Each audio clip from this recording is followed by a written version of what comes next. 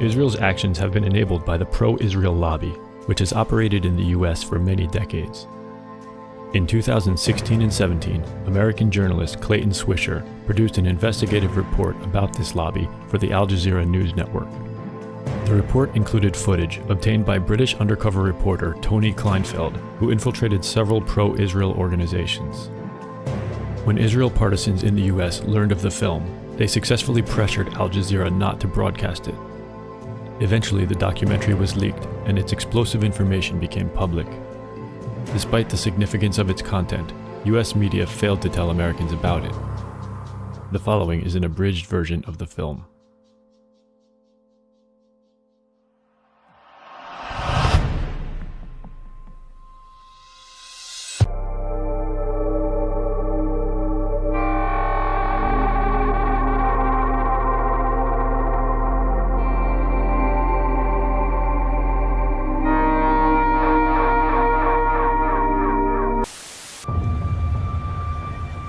In 2005, Palestinian civil rights groups sought a peaceful means to protest against Israel's occupation.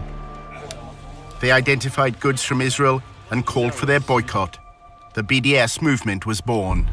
BDS adopted a nonviolent strategy because we think it is morally consistent and very effective against an enemy that is extremely powerful militarily.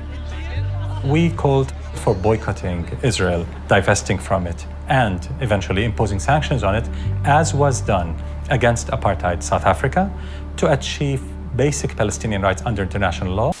BDS is saying that what Israel has to do is treat the Palestinians in its midst the same way it treats Israeli Jews.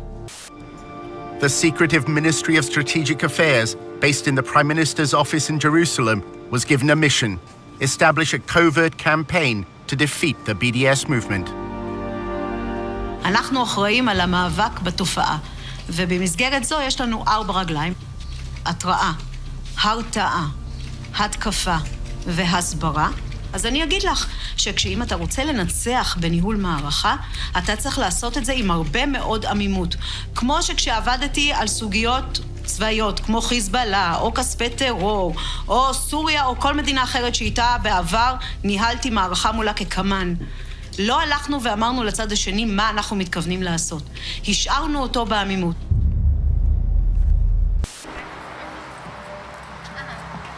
Tony's boss at the Israel Project used to work at AIPAC, where debate about Israel's actions or Palestinian rights were rarely prominent. Does the war of ideas matter? I don't know. I know that getting $38 billion in security aid to Israel matters, which is what AIPAC just did. That's what I'm proud to have been a part of for so long.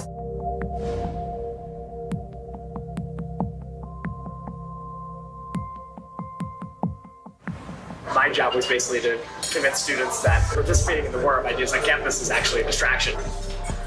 You can hold up signs and have rallies on campus, but the Congress gets $3.1 billion a year for Israel. Everything AIPAC does is focused on influencing Congress.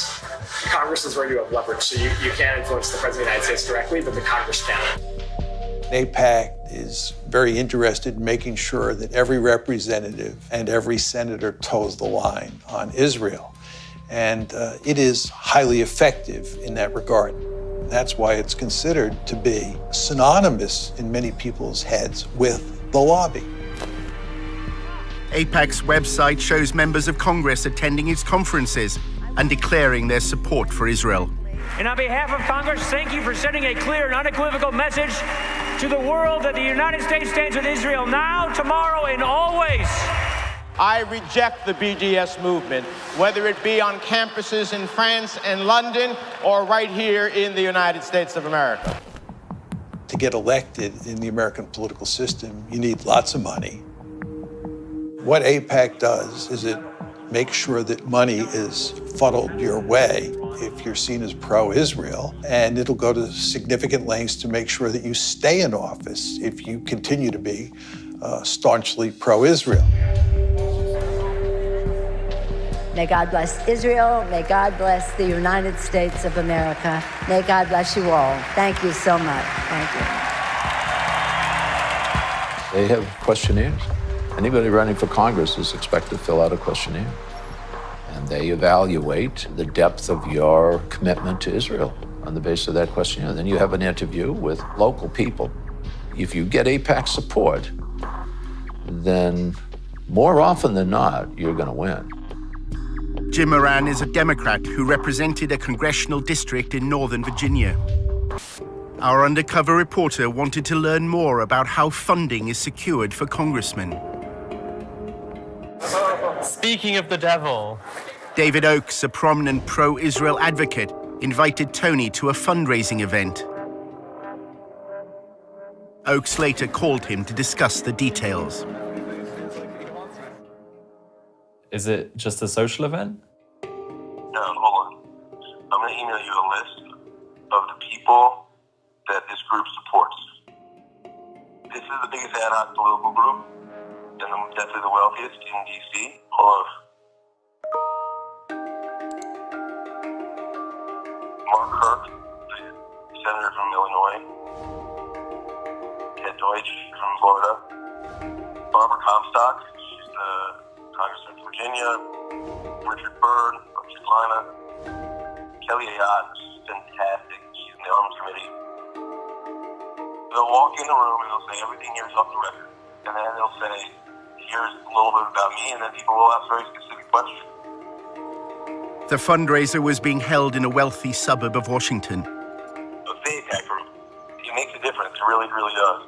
It's the best bang for your buck, and the networking is phenomenal. Congressmen and senators don't do anything unless you pressure them. They kick the can down the road unless you pressure them. And the only way to do that is with money.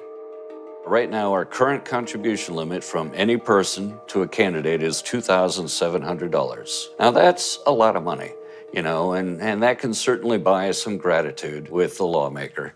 But if you really want to add punch to that type of buying of favors, what you do is you get 50 or 100 people together at an event like this, all chipping in $2,700, and then you bundle it all together and hand over the total amount to the lawmaker. At that point, we're talking anywhere up to $250,000.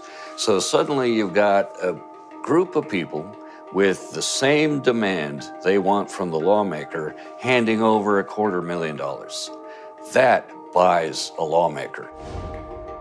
The fundraiser was for Anthony Brown, who ran for Congress in November 2016. This is direct spending. Brown's going to use that $30,000 to do ad campaigns. So they strategically pick the ones who are in the close reaches that they want to build relationships with.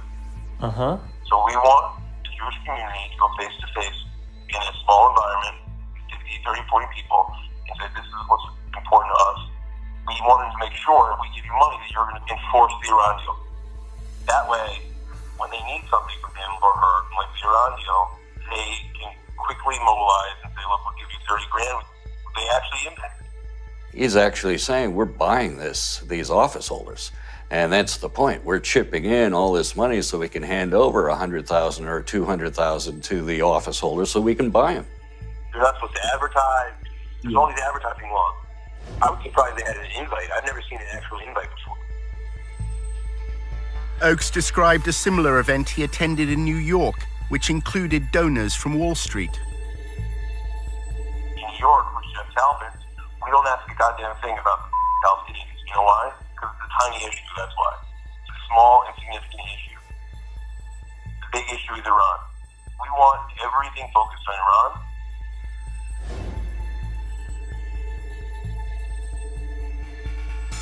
What happens is Jeff meets with the congressman in the back room, tells them exactly what his goals are. And by the way, Jeff Talbot is worth $250 million. Basically, they hand him an envelope with 20 credit cards and say, you can swipe each of these credit cards for $1,000 each. There is a disclosure law that is designed to highlight whether there may be potential money laundering going on in events like this. And that is if the funds are earmarked. And that means the organization has to disclose who showed up at that event and how much each individual chipped in and what they handed over to the lawmaker. What's the name of the group that puts this on? It doesn't have a name. There's no name. It's an ad hoc political group. For all the legal reasons, people pool their money. What this specific group is doing to try to avoid that disclosure requirement, it isn't taking money and then putting it in its own account and then handing it over to the office holder. It's just collecting credit card information and then turning that over directly to the candidate. Therefore, it's not violating the earmarking law, and they're not reporting this. All we would see on the campaign finance reports are the individuals who contributed, but there'd be no record on those campaign finance reports that they worked together as a bundling group, that they were all at this event. All we'd know is person A gave $2,700, person B gave $2,700, and we'd have no idea they're working in tandem with each other. The one in New York is 10 grand over 2 cycles. It's a minimum commitment. Some people give a lot more than that. Whatever your commitment is, so like if you give 5,000, you have to ensure that I don't go over the 2,600. You know what I'm saying? If one is at a meeting where person A wants to give 5,000, another person has only $100 to give, and that person gave 2,500 to the other person at that meeting as a gift, and they both therefore gave a total of 5,000, 5,100, would that be illegal? That would be illegal. That would be laundering of campaign contributions. The limit applies to the individual. And so each individual is subject to that $2,700 limit. And if any individual goes over that limit, they are violating the contribution limit. They cannot legally do that by laundering money through other individuals. If you give 5,000, you have to ensure that I don't go over the 2,600. You know what I'm saying?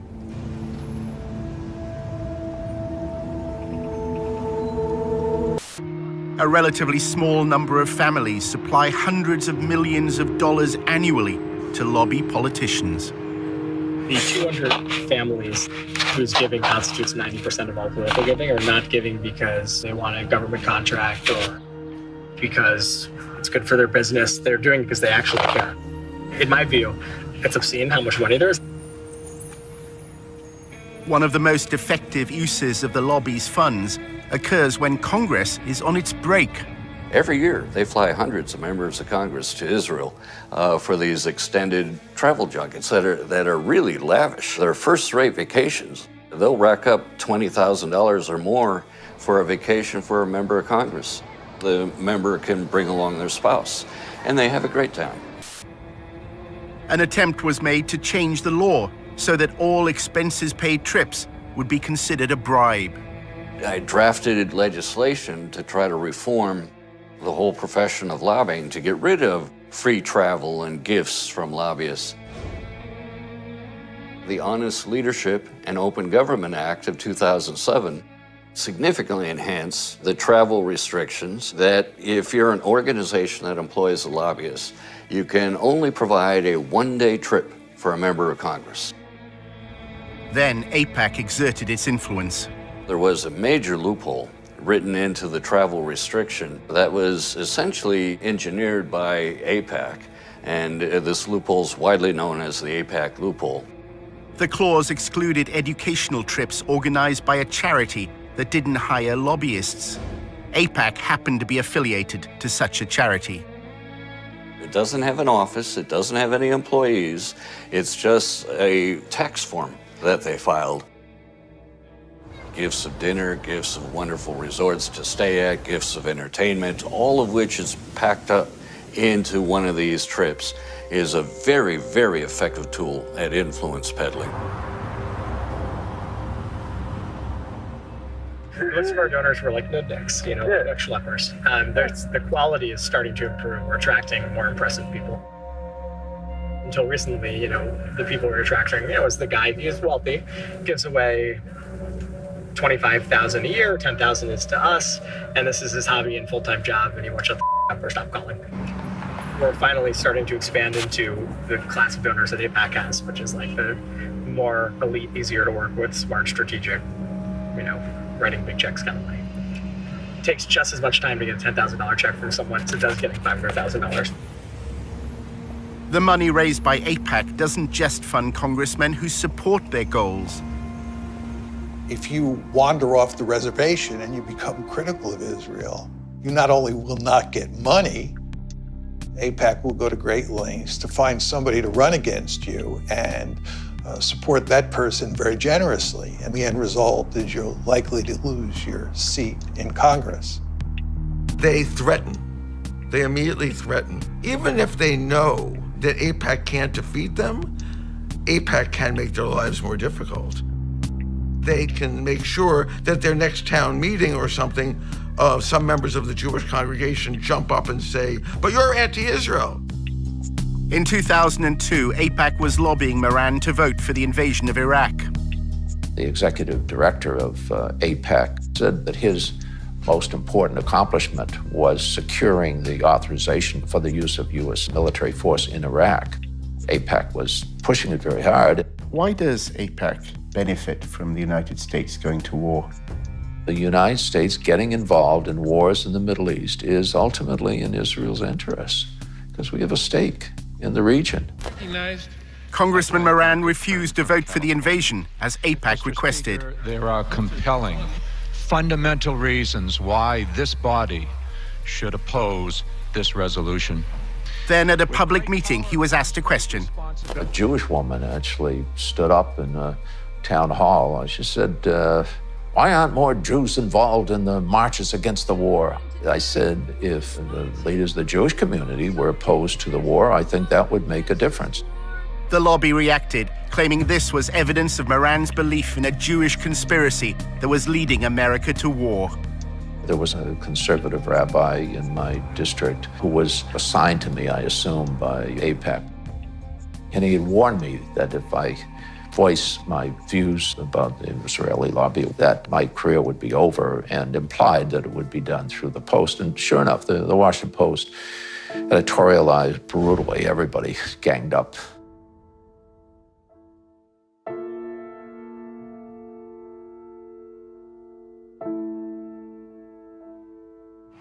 So what are the main outlets that TIP work with? Washington Post is the biggest one. Okay.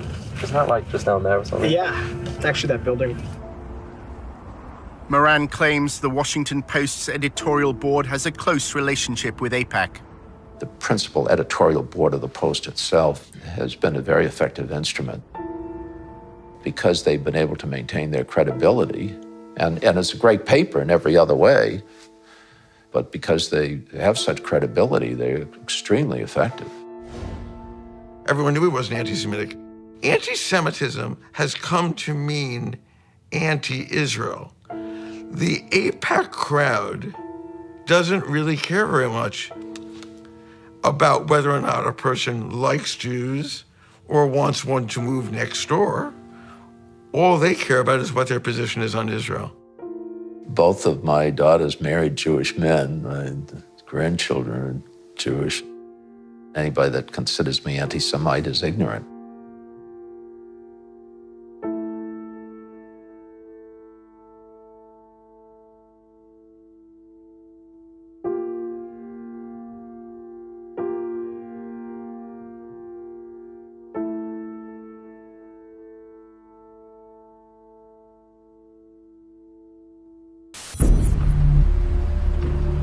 During his summer in Washington, Tony investigated how the lobby is responding to the growing support for BDS among students. AIPAC has an established network across high schools and universities and is also part of the wider campus coalition against BDS. I work with the DC schools, so I can connect you to Georgetown, GW, American.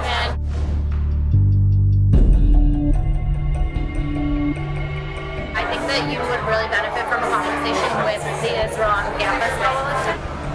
They also coordinate a lot between organizations. So like AIPAC, we focus on political, we have one very specific, very effective angle for combating BDS, but the ICC pools resources from all of the campus organizations so that they're tapped in on all angles. The Israel on Campus Coalition is a coordinating group at the front line of the battle against BDS. We built up this massive national political campaign to crush them and to fight back and to fight fire with fire.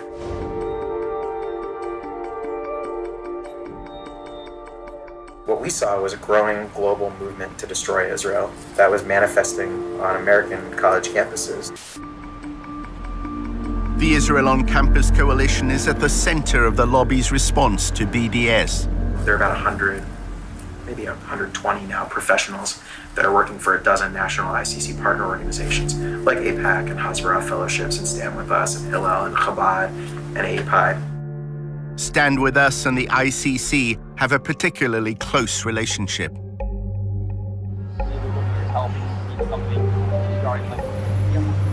The Israel on Campus Coalition, they really oversee the whole movement. They're sort of the ones that have the bird's eye view.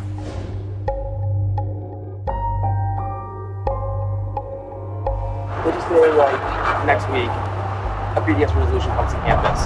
So the ICC will be the ones, they'll organize a conference call with all the partners. So they might say, okay, stand with us, we need a little bit more of your help because we need something regarding what's in the BDS resolution. The campus newspaper wants us to write an op-ed. Can you guys help the op-ed? So they'll sort of be the ones and they'll sort of be overseeing it. Stand With Us holds an annual conference in Los Angeles. Its focus is on how to fight the BDS movement. To reveal the true nature of BDS, a venomous, deceitful, anti-peace, anti-coexistence movement that will settle for nothing short of the annihilation of the Jewish state. At a social event held by a pro-Israel advocacy group, Tony finds out more about Stand With Us. Many here are recent graduates with backgrounds in student politics. I was the chief of staff for my friend who is our student senator.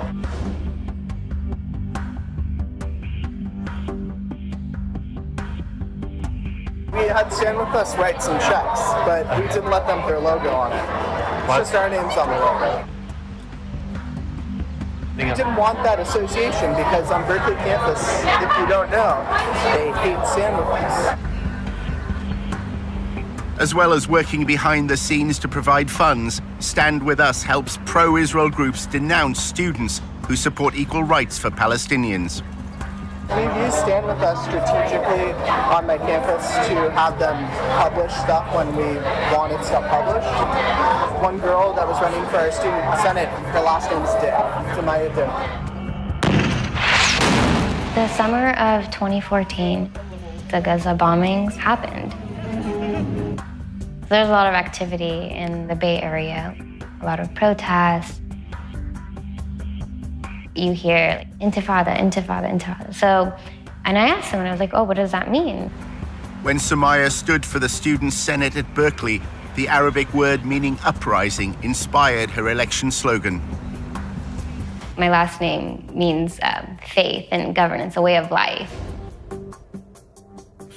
There was other hashtags, so it was like Din for the Win, Din Dynasty, and didn't really like them. So when I launched my campaign, it just seemed fitting to launch it with, hashtag Dintifada. She ran on the hashtag Dintifada as her Dintifada, her last name's Din, Samaya Din. And we're like, this isn't okay. Stand With Us and launched a social media assault on Samaya's campaign and her character. We had a campaign party, it was a launch party, and an hour later, I'm getting all these messages.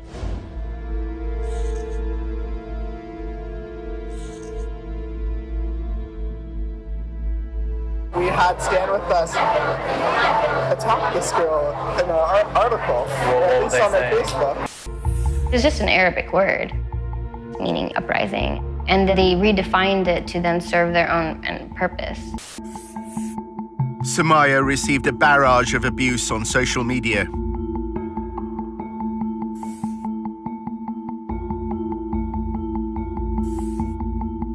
called you a frustrated, sexually repressed woman.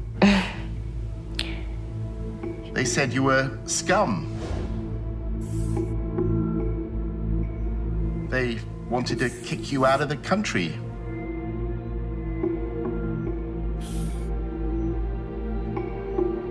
How hard was all that to deal with? Yeah, I distanced myself from that. I would go out and I would be walking on campus. Everyone would be looking at me. I felt like I needed to hide. It took me 3 days. I didn't sleep. I was just like, what's going on? We don't want Stand With Us's name, on our name.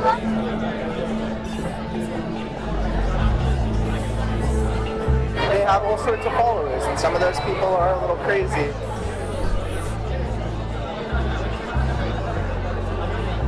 You have people that saying, that person should die. This girl was getting death threats. People are like, she's a terrorist, blah, blah, blah.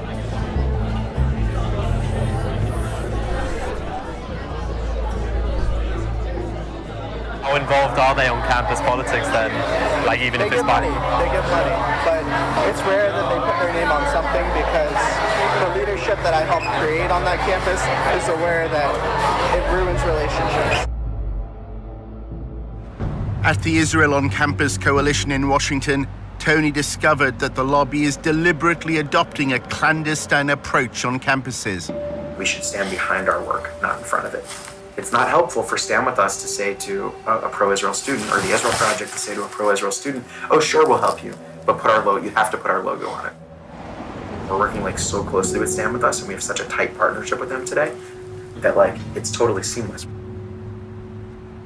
Tony also discovered that anonymity is a key strand of the campaign against BDS. If one of these terrorists on campus wants to disrupt a pro-Israel lecture or something and unfurl a banner or whatever else, we're going to investigate them, look into bad stuff they've done. That stuff becomes very useful in the moment, and there are any number of ways to push it out. The only thing is that we do it securely and anonymously, and that's the key.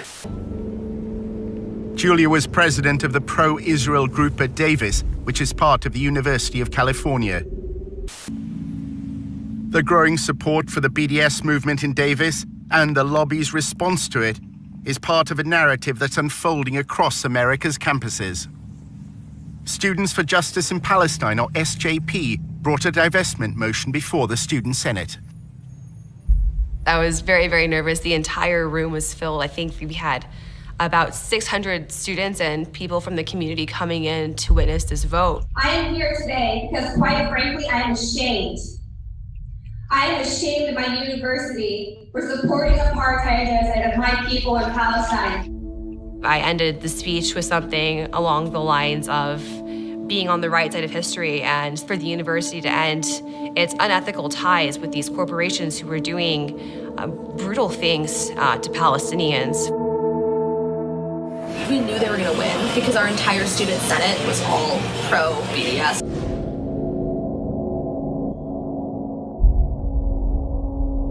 Students streamed the hearing online. The pro-Israel group also filmed it with another purpose in mind. Their videos would play a key part in the story that was to unfold in the days ahead. Julia and her pro-Israel allies had already decided that they didn't want to debate. At 4 a.m. the night before, me and my team were like, you're going to lead the walkout. And I was like, okay. And they're like, we're going to film it just for our own purposes. I was like, totally cool. So when everything was happening, we went into it knowing we were going to lose. So our strategy was how to, ultimately win while losing the vote. So if you are here tonight in opposition to this resolution, I invite you now to stand up. Really, stand up. And join me in walking. That was a wowing moment. To have them just stand up, everyone just kind of was like, what's going on? It was very shocking. As they were leaving, it was just a very big rush of relief to not have that tension, those bad vibes in the room. And so we started cheering, actually, and it was a great moment. If you're standing in the back, it looks like some seats have opened up. But the passing of the BDS motion proved to be just the beginning of a bigger story. That day, all of us released like 50 op-eds in major news sources so that when people made a hashtag and like a whole thing trending, so when people opened their Facebooks, it wouldn't be them celebrating their victory, it'd be us sharing our stories.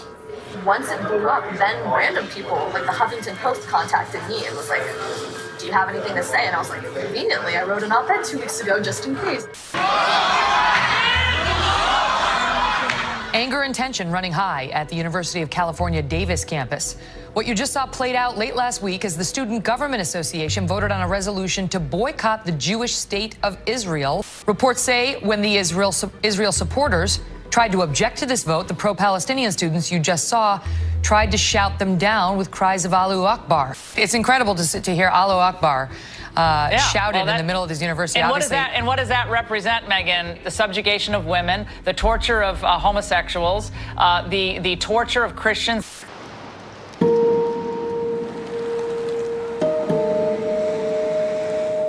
It was a Sunday.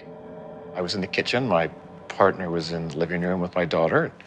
Came in with her laptop, and she said, "You've got to see this."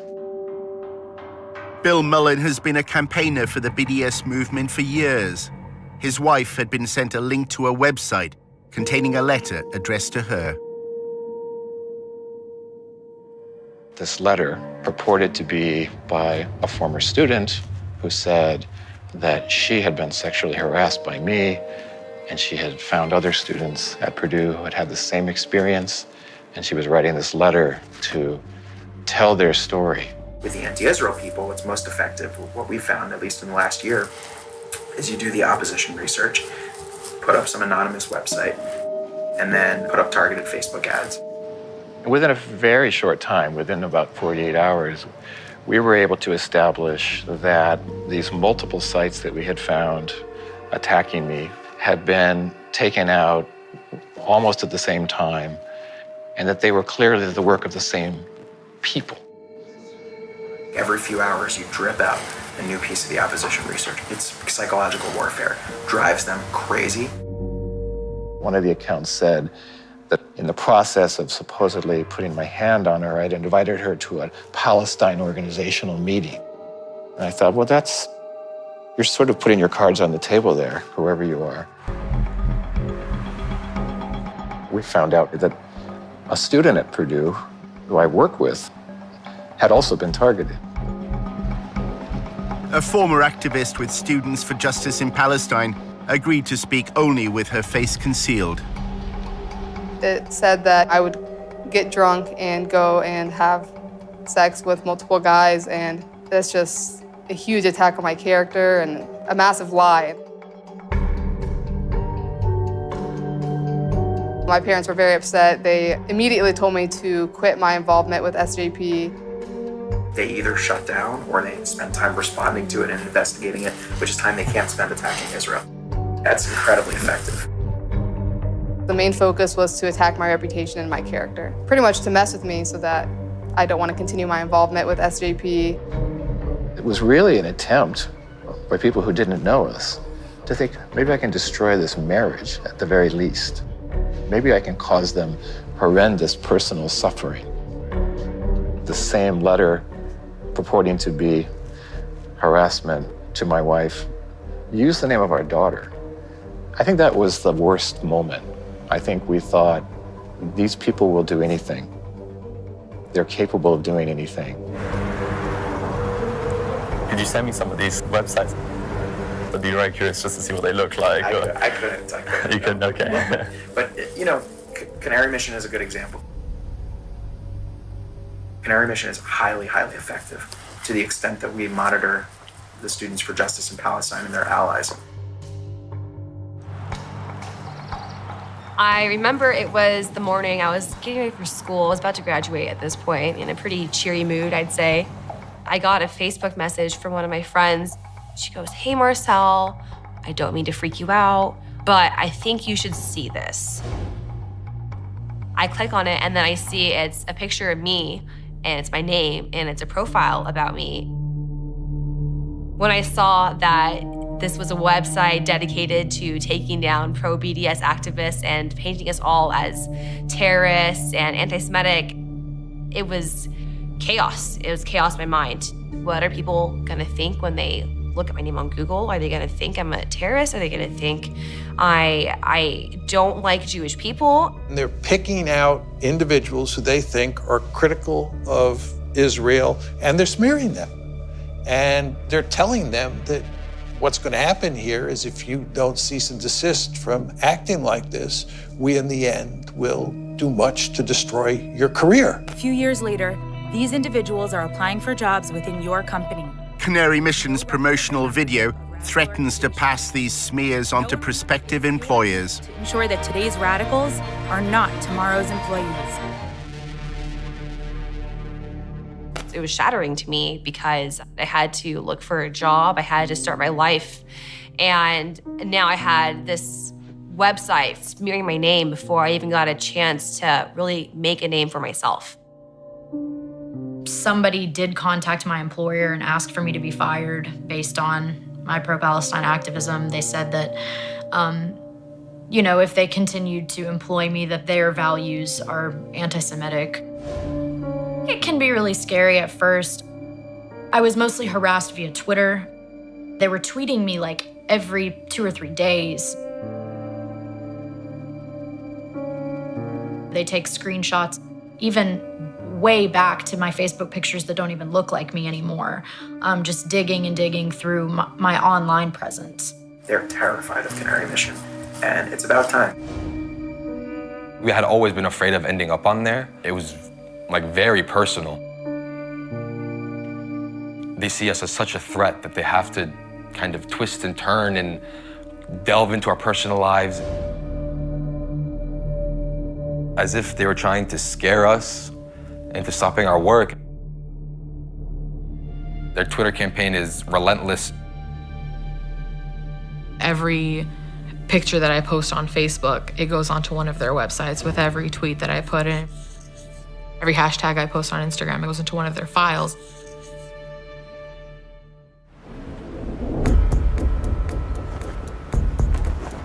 The research operation is very high tech.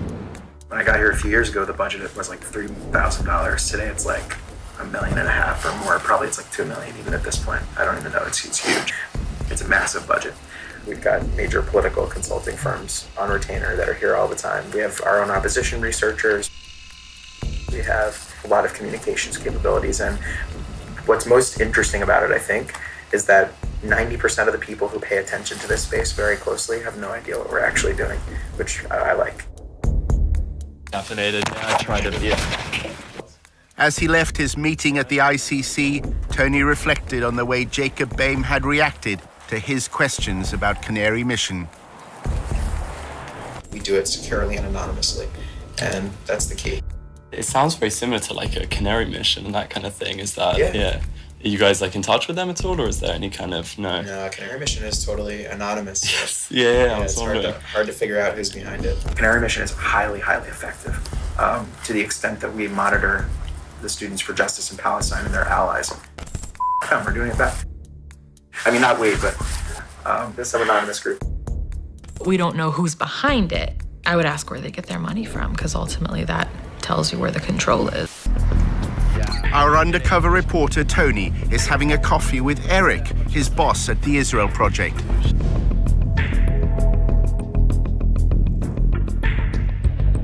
Tony wanted to find out more about Canary Mission.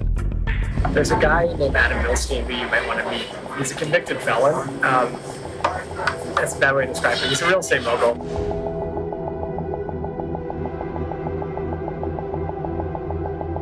When I was working with him when I was at APAC, I was literally emailing back and forth with him while he was in jail. But he's loaded. I mean, he's close to $500 million. Adam Milstein has become a central figure in the lobby.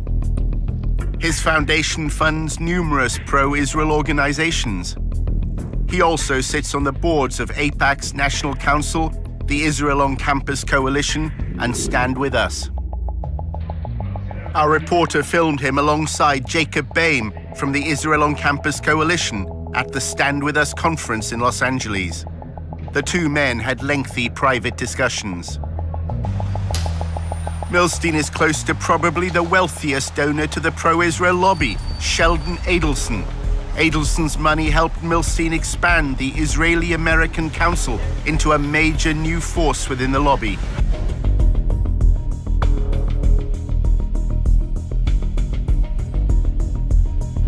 Adelson arrived at the 2016 IAC conference with Rudy Giuliani, now an advisor to President Trump. An IAC video from the conference shows Milstein and Adelson discussing their partnership. You said you see the vision and you tell us, go and do it. And we took your orders and we made it happen. And we took your money. There's somebody else around that can give you $50 million? No, there's no... Sheldon. Numerous groups from the pro-Israel lobby were attending the conference. An Israeli official gave them a message to pass on to BDS supporters in America. Everybody out there who has to do anything with BDS should ask himself twice, do I want to be on this side or do I want to be on the other side? If I'm submitting to BDS, what would be the effect?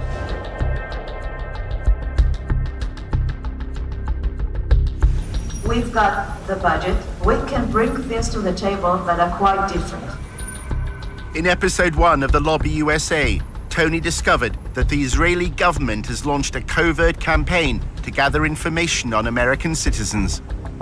We have 3 different sub-campaigns: data gathering, working on activist organization, money trail.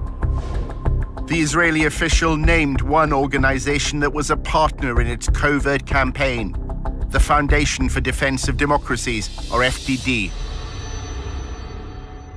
This is something that only a country with its resources can do the best.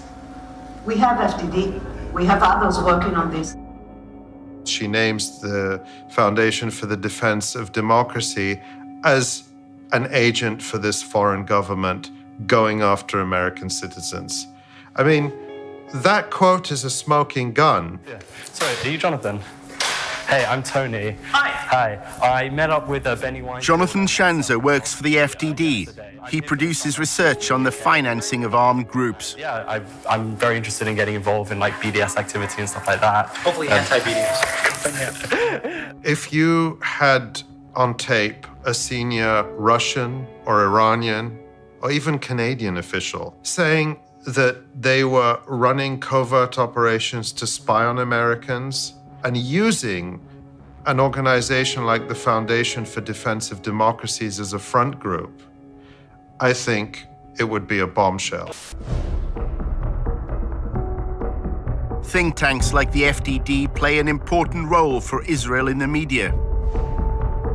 Their selective use of evidence is often presented as legitimate academic research.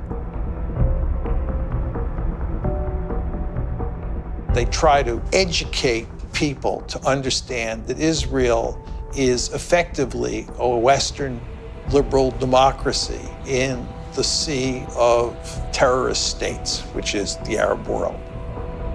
The other goal is to intimidate and to smear people. Shanzer is invited by pro-Israel congressmen to provide evidence before subcommittees on terrorism in the Middle East.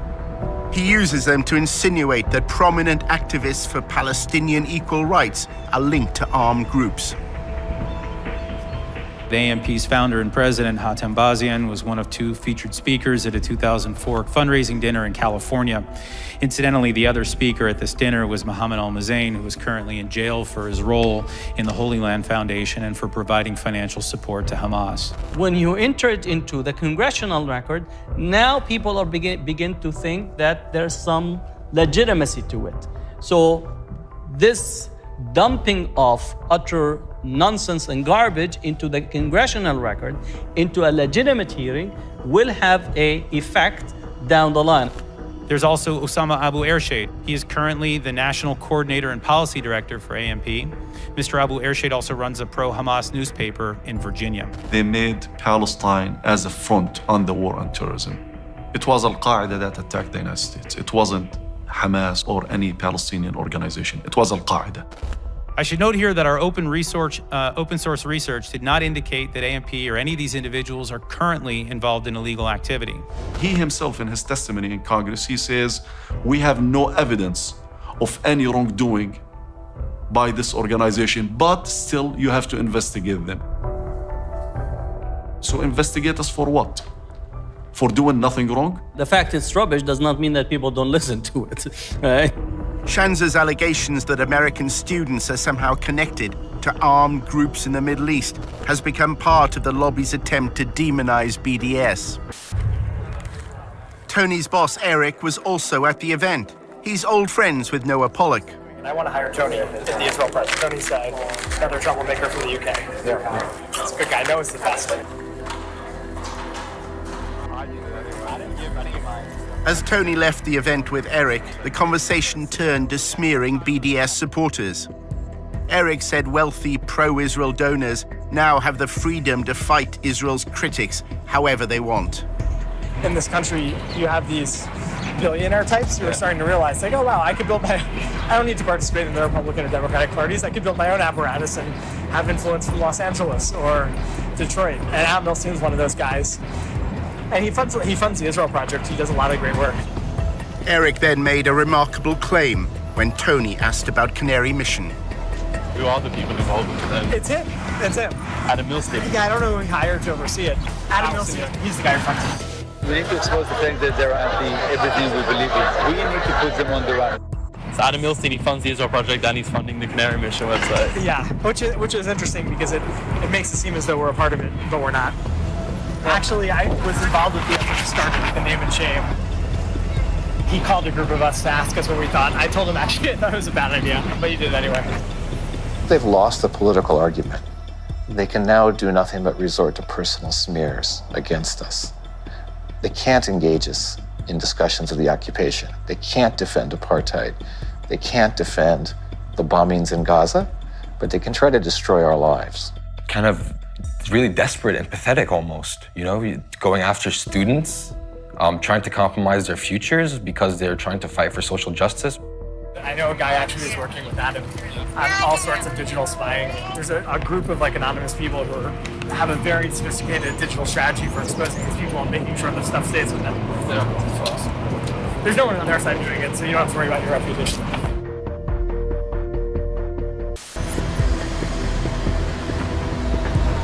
Our undercover reporter was attending a dinner at the annual conference of the Israeli-American Council in Washington. He met an American involved in the Israeli government's anti-BDS campaign. In my job, I get to work with every major news network, and I don't even do media. I do academic work. Every university president takes our calls, takes our meetings, supports the press. There's a legitimate government organization. The discussion was dominated by the boycott, divestment, and sanctions movement. So many organizations focus on BDS, but for the most part, when it comes to BDS, we're very behind the scenes. I'm meeting with university presidents, faculty, students, but what they're doing is building relationships with local politicians, making sure that politicians know to turn to them when Israel-sensitive things come to the table. If you're disgusted by segregation in this country, if you're disgusted by South African apartheid, then you should also be disgusted by Israeli apartheid. Another workshop was addressed by Israeli diplomats from consulates in the US. Black Lives Matter had attracted particular criticism after voicing support for the BDS movement. It appears that Israel's diplomats may be trying to challenge the apartheid label by canvassing support amongst African Americans. The major problem of Israel is with the young generation of the black community. Black Lives Matter starts there.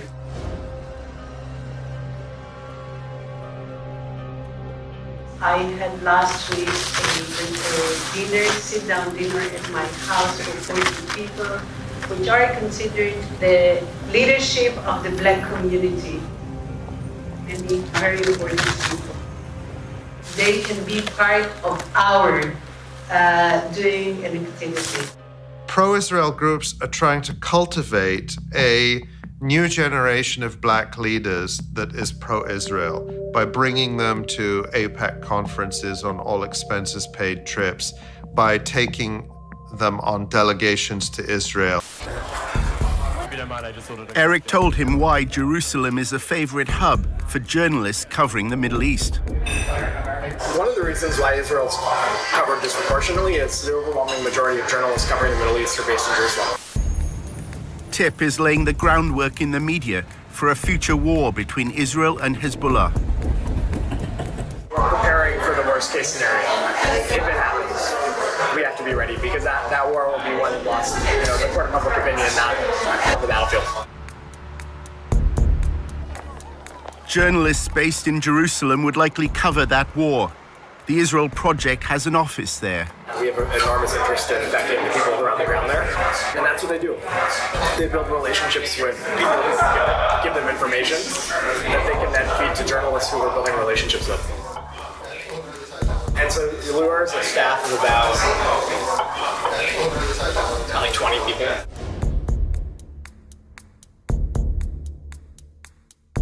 He was chief of staff of the Israeli embassy in DC for many years. He's a veteran of Israeli politics, but he was like spokesman for a bunch of government ministries. So he's got a real expertise in dealing with the press. He's an expert at making their jobs easier. So, for instance, we actually now, when there's a terror attack in Israel, our staff gets to the scene usually before the press does. Just because they are so good. They have bulletproof vests on, they have cameras, and as soon as there's a Twitter attack, we have like 4 guys at the scene. Breaking news overseas, a shooting in the heart of Tel Aviv. He has this rapid response team where he has people strategically placed around the country. So if there's an attack, like the Sorona attack in Sorona Market in Tel Aviv. Clearly an attack on a soft target right now based on all the initial preliminary details we're getting from this very fast developing story. They take pictures and they get testimonies. By the time the press gets there, we do their jobs well. They need a quote, they need information, they need a picture, a video clip, and full service, shot. We just give them. This is new video that just came in, and it shows people in the chaos after this happened, as it is night in Tel Aviv. By the time the press got there, we were able to help affect the narrative because, they're all scrambling. They need to get this stuff to their editors immediately on what happened back in Brussels or Washington, and we're able to get them information. A TIP employee was interviewed by Fox News. Liat Delongovitz, who is live with us on the scene, works for the Israeli Project, which puts out news to the foreign press there. Hi, I'm here on the scene. I arrived fairly early. They use children to protect. The former CNN correspondent Jim Clancy first reported on the Middle East in the early 1980s. Those boundaries. When Tip begins interacting with journalists and suggesting the lines and suggesting the interviews, then it's not journalism anymore, it's just propaganda. Liat Delongovitz, who is on scene, again, works for the Israel Project, which works to put news out to the foreign press. During his volunteership at the Israel Project, Tony saw a letter to a donor explaining how Tip had assisted a journalist from CNN. Tip took Will Ripley on a helicopter tour, which seemingly impressed the reporter. Once you arrive in Israel, they come up with a series of things. They know you're in town. They have your number. You get the helicopter tour. That's fun. You get some video that you can use in your reporting. And then they sponsor trips like this one with special access to people that they know, and they can set it up.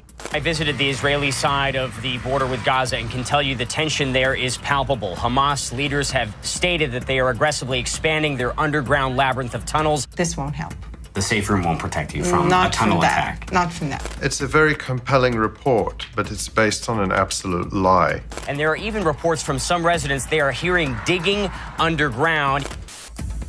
The document Tony saw claimed the Tip's influence created one of the fairest reports on Israel shown recently on a major broadcaster. For those living close to Gaza, it seems only a matter of time before it happens again. It keeps me awake at night. There isn't one recorded case of these tunnels being used to attack Israeli civilians. The report was presented solely from one side. The Israel Defense Forces say the average Hamas tunnel is 3 kilometers, nearly 2 miles, costing millions of dollars and tons of valuable concrete, resources badly needed by the long-suffering people of Gaza to rebuild their cities. TIP fully knows that if you're the journalist in Gaza who's doing a report with Hamas sources, your office is damn well going to require that you put in an Israeli voice to counter some of the things that are said there. They well know that if you are on the Israeli side doing a report with mostly Israeli sources, that same pressure will not be applied. You will be allowed to go ahead without trying to get the other side of the story. Why is that? That's because TIP is powerful, and they're going to hold journalists to account. Dedicated to changing people's minds. TIP's promotional video explains its role.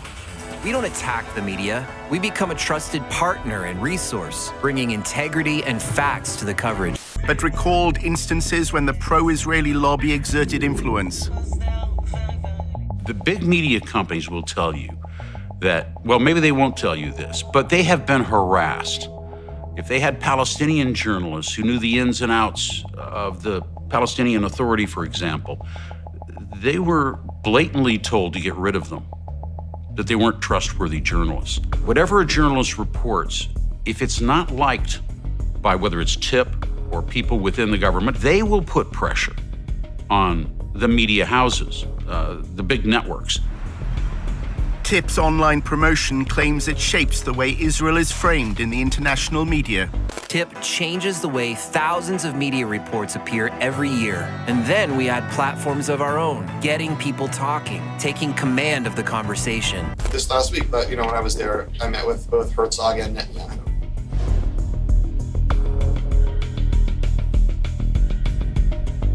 We exist to kind of articulate the reasons that the notion of a Jewish state is a good thing for us as Americans, and it's a good thing for Jews, and a good thing for Israel, and a good thing for the West, and a good thing for everybody.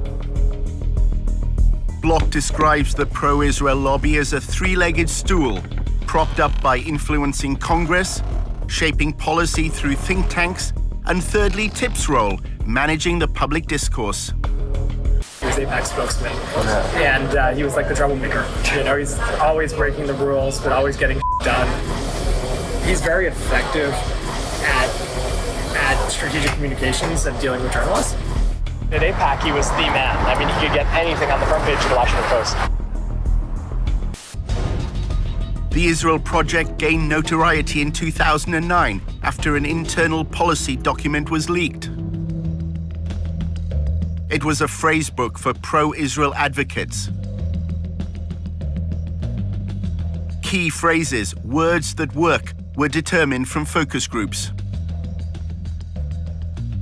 Israel wants peace. I want peace. We want to move forward in peace. We want to start negotiations immediately. Stuff that's data-driven. We do a lot of polling.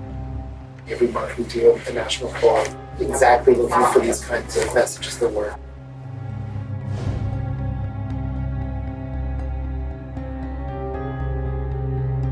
Know that people use mostly from headlines. So the headlines are very, very carefully messaged.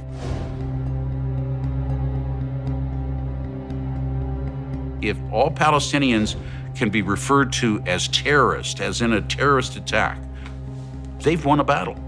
They've won a battle because that headline will be seen by probably 50 times more people than those who actually went into the article and read the details about it. You don't have any reporters, you just have three people who churn out carefully crafted headlines with article text that convinces you that the headline is true.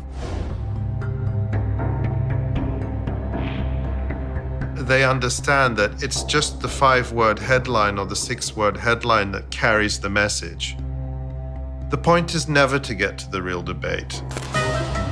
Why is Iran so happy about the Iran nuclear deal? TIP's social media videos had apparently shifted public opinion on the Iran nuclear deal. The American public started out being in favor of the deal and is now against the deal. It was everything from viral videos, 10-second videos. You can send me the greatest article you want about the Iran deal, but I promise you that a 10-second video will get 1,000 times.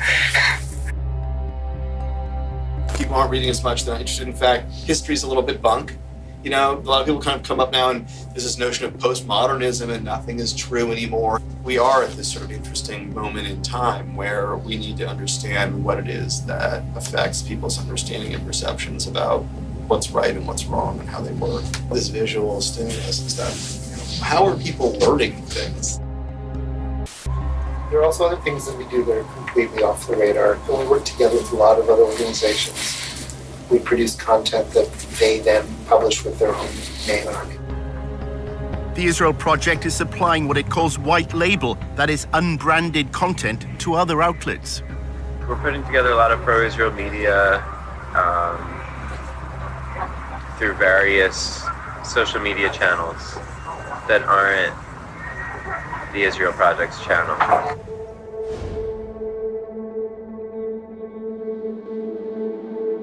So we have a lot of side projects that we're trying to influence the public debate with.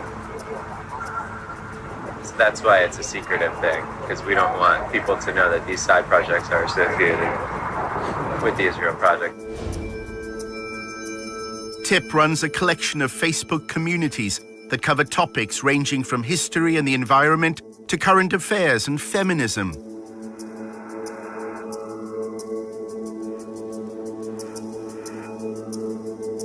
But their affiliations to the Israel Project are deliberately vague.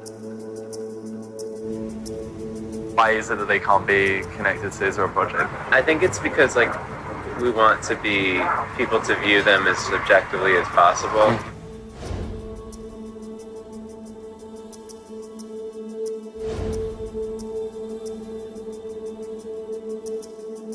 We have a team of 13 people, and we're working on a lot of videos, explainers. A lot of it is just random topics, and then maybe 25% of it would be Israel or Jewish based.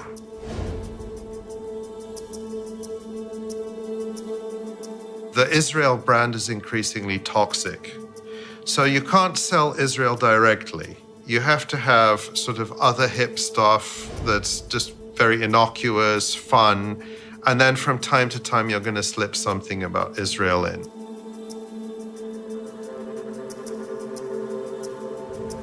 Is the idea that all the rest of the non-Israel stuff is to allow the Israel stuff to pass better? That's the key thing? Just that we want to blend in everything. TIP's mission is to eliminate any mention of apartheid and occupation. Don't look here, look over here. The visual medium is trumping words. More image, more visual, more accessible, non-heavy thinking stuff.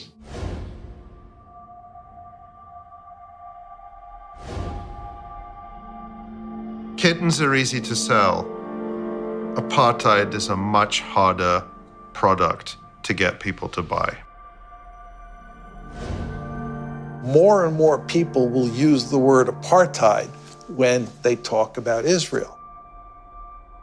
The end result is that the lobby has to work extremely hard today and will have to work even harder over time to defend Israel.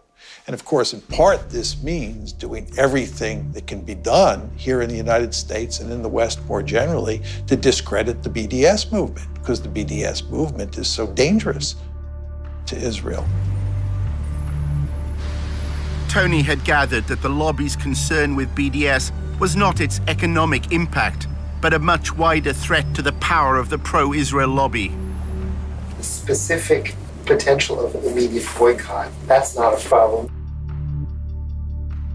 It's a bigger problem is the Democratic Party, the Bernie Sanders people, bringing all these anti-Israel people, and the Democratic Party being pro-Israel is less of a bipartisan issue.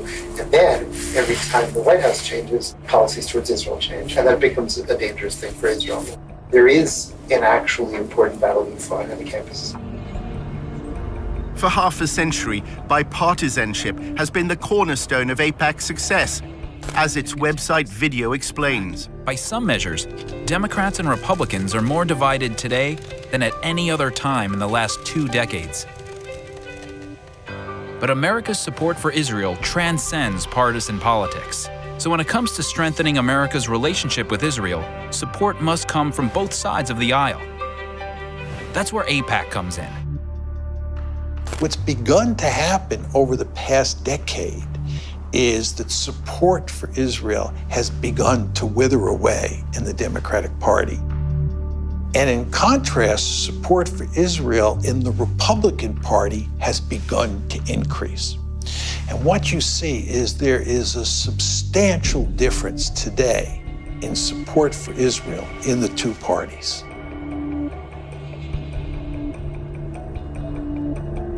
AIPAC has moved so far to the right that it's losing the young people. By the time of the next presidential election, Democrats will not glibly, in a debate, say they're running for president, and I love Israel, and I'm a diehard supporter of Israel. The terrain has changed dramatically.